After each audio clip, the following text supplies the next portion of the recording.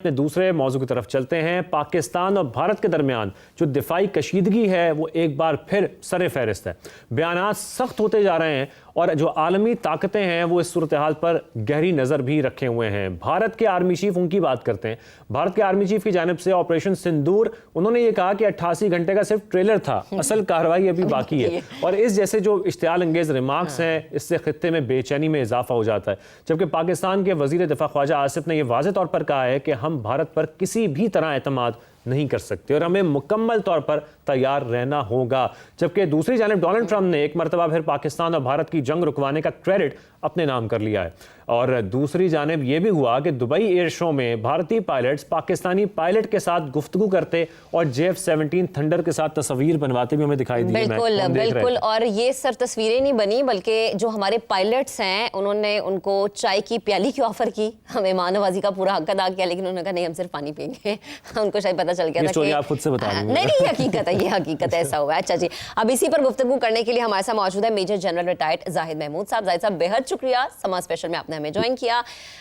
भारतीय army chief वैसे तो बात नहीं करते, लेकिन जब वो बात करते हैं तो बेतुकी बात करते हैं। यानी भारत ये कह रहा है कि 88 घंटे जो जंग हुई वो सिर्फ ट्रेलर था, जो उनके तैयारे राख हुए, कचरे का ढेर बने, वो सिर्फ ट्रेलर था। यानी भारत अभी भी इस पोजीशन में है कि वो कोई भी धमकी दे ले, कोई भी बात कर ले। ऐसा ट्रेलर जिसका नुकसान भी खुद उठाया है। जी जाहिद साहब। जी thank you for the invite. देखिए बात इस तरह है कि इनको पहले तो भारतीय आर्मी चीफ ना कहें जी, इंडियन आर्मी चीफ ना कहें। Primarily is a militant spokes person of the संघ परिवार जी। संघ परिवार, क्योंकि ये जो पॉलिटिकल स्टेटमेंट्स जो वॉर की स्टेटमेंट्स होती है जी, ये पॉलिटिकल स्टेटमेंट्स होती है। दिस इज ये काम होता है पॉलिटिशियंस का, पॉलिटिकल लीडर्स का, जो एक किसी नेशन को रिप्रेजेंट करते हैं। बट चूंकि वहां पे एक संघ परिवार है, एक मिलिटेंट विंग्स हैं, तो ये आर्मी उनकी मिलिटेंट विंग बन चुकी है। इनके CDS चौहान साहब किताबें लिख रहे हैं, रिसर्जेंट इंडिया, इस तरह का कुछ मौजू है, उसका बुक का टाइटल है, और उसमें वो कहते हैं जी कि हम हिंदुत्व के ऊपर बेस करेंगे अपनी मिलिट्री की मॉडर्नाइजेशन स्ट्रक्चर्स को, हिंदुत्व की जो सोच है उसके मुताबिक, हनुमान की जो वो बात करते हैं और इस तरह की चीजें। अब जब इस तरह का माइंडसेट, तो ये अपने पॉलिटिकल मास्टर्स को खुश करने के लिए ये स्टेटमेंट्स देते हैं। हाँ, जहां तक वॉर का ताल्लुक है, सिंदूर अगर अल्हम्दुलिल्लाह जी बड़ा अच्छा ट्रेलर चलाया, अल्लाह करे कि ये इसी तरह के ट्रेलर आगे भी चलाते रहे, और जब भी ये फिल्म का ट्रेलर चलाएंगे उसी को इसी तरह की स्टोरी में कन्वर्ट कर दिया जाएगा पाकिस्तान की तरफ से। लेट्स नॉट बी ह्यूब्रिस, हम नहीं होना चाहते, लेकिन कॉन्फिडेंस अल्लाह की मदद से और नेशन की जो कॉन्फिडेंस है in the armed forces of Pakistan, तो इसी तरह का रिस्पॉन्स जाएगा। अगर सिंदूर 2 कब लॉन्च करना चाहेंगे, तभी करेंगे कि सिंदूर 1 बुरी तरह फेल हुआ। एक चीज फेल होती है तो आप 2, 3, 4 पे जाते हैं ना। आपने उसका मतलब है उससे आपके पॉलिटिकल, मिलिट्री और आपके जो डिप्लोमेटिक ऑब्जेक्टिव्स हैं वो अचीव ही नहीं किए, तो इनको तो सैक कर देना चाहिए। कोई भी सेम लीडरशिप होती वो ऐसे। बिल्कुल, ये आपने सही फरमाया कि अगर वो 2.0 लेके आ रहे हैं, इसका मतलब है कि वो इस बात को तस्लीम कर रहे हैं कि हम पहले सिंदूर ऑपरेशन में नाकाम हुए हैं मुकम्मल तौर पर। इसी गुफ्तगू को हम आगे बढ़ाएंगे, लेकिन एक ब्रेक के बाद।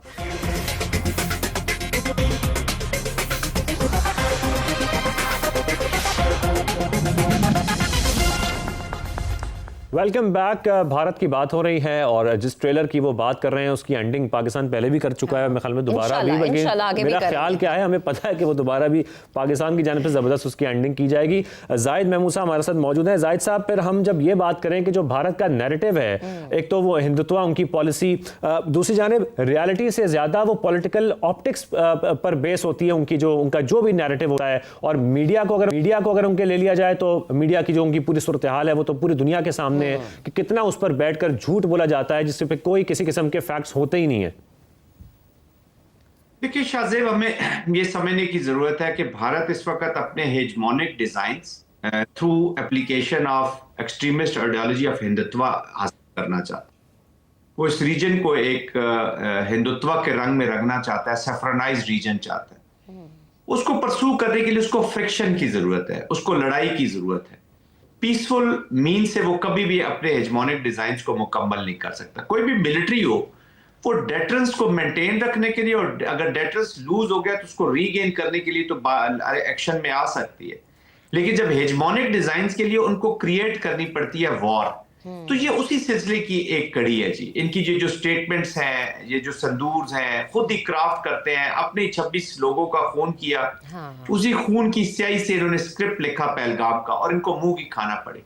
पाकिस्तान ने को ये बताने की जरूरत नहीं है कि पाकिस्तान ने उनके साथ क्या किया। पाकिस्तान का भी जो रिसेंट रिपोर्ट आई है इकोनॉमिक सिक्योरिटी चाइना यूएस, जो सेनेट और कांग्रेस के लिए लिखी गई है, तो वो बड़ा क्लियरली स्पेल आउट कर रही है कि उस 4 दिनों की वॉर में क्या हुआ।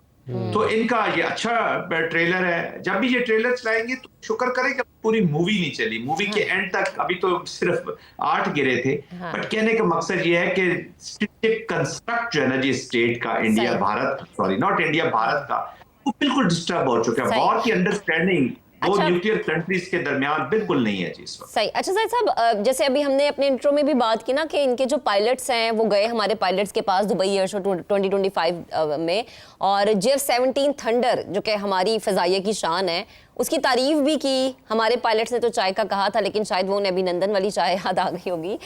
तो ये पिक्चर्स बनवाते रहे हमारे पायलट्स के साथ। तो ये भी एक क्लियर मैसेज है उनकी गवर्नमेंट को भी कि डीप डाउन उनको पता है कि रियलिटी है क्या।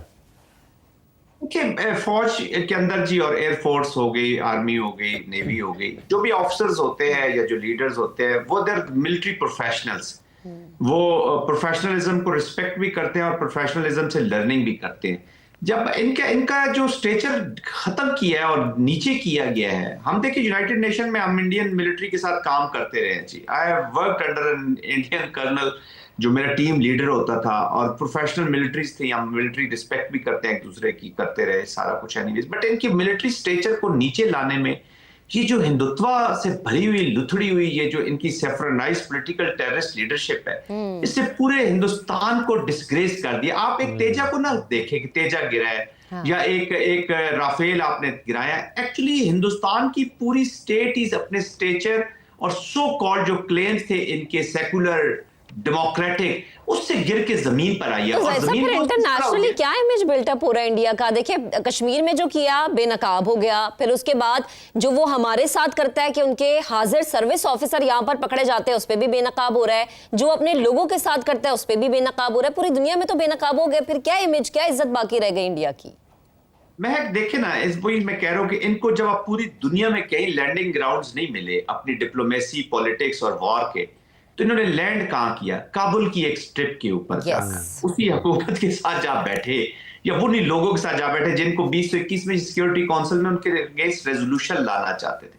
इंडिया के अंदर भी जो स्ट्रेटेजिक माइंड है ना इस वक्त महक, वो बहुत परेशान है कि इंडिया को कितना इन्होंने स्क्वीज कर दिया। अब इनका ये जो टैक्टिक्स है ना, ये इस तरह की चीजें, इंफॉर्मेशन वॉरफेयर, झूठ के ऊपर, it is no more a tactics. पूरी दुनिया को पता चल गया कि this has become their character, जो उनका किरदार बन चुका है। तो दुनिया, इसलिए तो प्रेसिडेंट ट्रंप उनको हर दूसरे तीसरे दिन याद दिला देते हैं, इनको अपनी औकात पे ले आते हैं कि तुम तो पाकिस्तान के एक डिफेंसिव मनूवर की मार हो और तुम उसको नहीं फेस कर सकते। दैट्स व्हाई वो अपने स्टिक एंड कैरेट यूज करते हो, अपनी पॉलिसीज को या अपने जो ऑब्जेक्टिव्स उनको हासिल कर रहे हैं। मुतादिद बार ये बता चुके हैं, और जहाज़ों की तादाद भी मुसलसल वो बढ़ाते रहे, बताते रहे कि कितने जहाज़ पाकिस्तान ने ज़मीन बोझ कर दिए। जाहिद साहब, फिर हम जब मिलिट्री प्रोफेशनलिज्म तो एक तरफ है, लेकिन जब हम मोदी की बात करते हैं तो वो जो एक एग्रेसिव उनकी हिंदुत्व पॉलिसी है, इससे फिर हम जब साउथ एशिया की ओवरऑल सूरत हाल देखते हैं तो आपको लगता है कि वो फिर डिस्टेबलाइज होती है इनकी इस किस्म की स्टेटमेंट्स और इस किस्म की हरकतों की वजह से? They are the factor of destabilization. होती नहीं है जी, की जा रही है। ये ट्रोजन हॉर्स है, ये एससीओ में घुसता है अपने उसको स्पॉइल करने के लिए। ये कभी आपने ब्रिक्स में इसका रोल देख लें, इसका एससीओ में देख लें, इंटरनेशनल ऑर्गेनाइजेशन में एक स्पॉइलर के तौर पर देखा जाता है। रीजन की पूरी रीजनल तरक्की के खिलाफ है। इससे अपने आप को पेश किया था कि मैं इंडो पैसिफिक स्ट्रेटजी में एक नेचुरल वो स्टेबलाइजर हूं, फैक्टिव। ये फैक्टर ऑफ इंस्टेबिलिटी है। जो नेट सिक्योरिटी प्रोवाइडर्स होते हैं ना, वो उनका काम होता है अपनी सिक्योरिटी और स्टेबिलिटी को इंश्योर करते हैं और रीजन की स्टेबिलिटी को भी इंश्योर करते हैं। ये फैक्टर ऑफ इंस्टेबिलिटी है। और लीड इंस्ट्रूमेंट क्या है पॉलिसी का? टेररिज्म। चाहे वो कनाडा में नजर सिंह का मर्डर हो, चाहे अमेरिका में गुरवंत सिंह का मर्डर का प्लान हो, चाहे कतर में इनके लोग पकड़े गए, फांसियां उनको सजाए हुए हैं, अभी बड़ी मुश्किलों से कुछ को लेके ये वापस आए, अमेरिकन अदालतों ने इनको इम्प्लीकेट किया है। और कवर किसका है? State sponsor terrorism. स्टेट उसको ओन करती है, ह्यूब्रियसली स्पीचेस में कहते हैं। बलोचिस्तान, खैबर पख्तूनख्वा, देख चले हम तो विक्टिम है, मैं पाकिस्तान की बात नहीं करता, अब बाकी इंटरनेशनल दुनिया में इनको देख लें, they are being look down upon. तो जाहिद साहब, अगर हम प्रैक्टिकली बात करें तो फिर जो इनकी ये स्टेटमेंट है, आर्मी चीफ वाली जो स्टेटमेंट है, इसको देखते हुए आपको लगता है कि भारत कोई और जंग, किसी किस्म की जंग भी अफोर्ड कर सकता है? जैसे हम सुन भी रहे हैं कि दिसंबर के लास्ट में हो सकता है जी कोई जंग हो जाए, और जब भी इलेक्शन होते हैं भारत में तो वो ऐसी ऊंची जो हरकतें उस पर उतरता है मोदी। जी महक और शाहजेब, बात इस तरह है कि जहां तक कन्वेंशनल मिलिट्री एप्लीकेशन है, उस वक्त इसमें तो ये इस पोजीशन में नहीं है कि ये कन्वेंशनल लॉन्च करे, लेकिन प्रॉक्सी इसने शुरू की हुई है।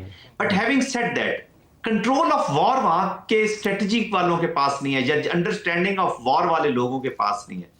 वहां वॉर और कॉन्फ्लिक्ट इनकी जरूरत है हेजमोनिक डिजाइन्स के लिए, अखंड भारत के लिए, तो दे विल कीप क्रिएटिंग। ये जो पॉलिटिकल मोदी का क्या है एट लॉस, मुझे बताया ना उसके कोई बच्चे हैं, ना फ्यूचर है, ना कुछ। वो हिंदुत्व के लिए पूरे हिंदुस्तान का जो तशख्खुस था झूठा, आई हैव नो डाउट कि ना वो सेकुलर था और ना वो कभी डेमोक्रेटिक था जी। तो चाहे कांग्रेस हो या ये, लेकिन एटलीस्ट उन्होंने ये पोर्ट्रे किया हुआ था। अच्छा, पीपल, पूरी दुनिया की ये कहानी सुन लेती थी, इनके वो कहते हैं ना सौदा बिक रहा था जी मार्केट में। अब तो वो भी नहीं रहा जी। अब तो वेस्ट भी उनके बारे में अपनी रखता है, राय रखता है, चाइना, रशिया तो अपनी रखते हैं। देखिए, अपने इंटरेस्ट के लिए लोग इनके साथ जुड़े हुए हैं। जो एक नेशनल कैरेक्टर होता है ना, दैट हैज गॉन डाउन। वो है ही नहीं, वो था ही नहीं। हमें तो पता था, अब पूरी दुनिया को भी उसकी समझ आ गई है। और जब ये तालिबान के साथ जाके खड़े हुए हैं, जिनको ये ह्यूमन राइट्स वायलेटर्स और पता नहीं क्या क्या खिताब देते थे, आप इनका सिनेमा का नजर हमारे पास ये पूरी एग्जांपल सेट हो चुकी है कि कन्वेंशनल वॉर हो, मॉडर्न हो या साइबर वॉर हो, इसमें पाकिस्तान को कामयाबियां मिली हैं। बहुत शुक्रिया। हमारे साथ मेजर रिटायर्ड जाहिद महमूद साहब मौजूद थे। जो भारत की जो बयानात सामने आ रहे हैं महक, उससे लग यूं रहा है कि ये सिर्फ भड़कें और कुछ नहीं है, भारत और कुछ कर नहीं सकता। हो सकता है मेंटली डिप्रेशन में भी हो। चले जी, हम